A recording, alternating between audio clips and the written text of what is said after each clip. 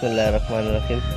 अच्छा कल भी हिकिड़ी मूं वीडियो ठाही रेशे वारी त रेशो कीअं फाइंड कबो आहे। अॼु वारी थोरी टफ खई आहे उन खां जी। पाण वटि पियो आहे 32 रेशो 16 प्रोपोर्शन x/10 ॾा।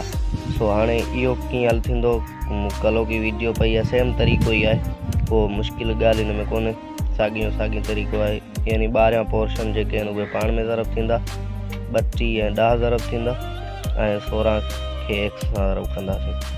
सो 32 खे कंदासीं पाण 10 सां ज़रब।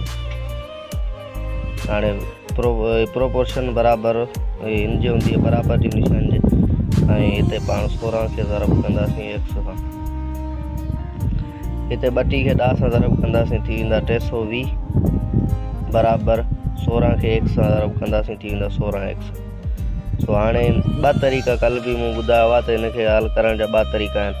जीअं 320 जे अपान 16 लॻायूं ऐं बराबरि 16x जे अपान बि 16 लॻायूं, साॻी आहे। माना हिते 16 में फाइनल ऐं हिते 16 जो खोड़ो हिकु दफ़ा, ॿिए सोरो 32 0।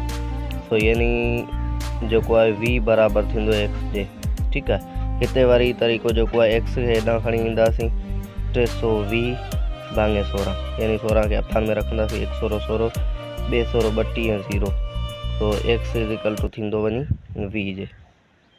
सेम जवाबु आहे ॿिन्ही पासे, जेको तरीक़ो ईज़ी लॻे तव्हांखे।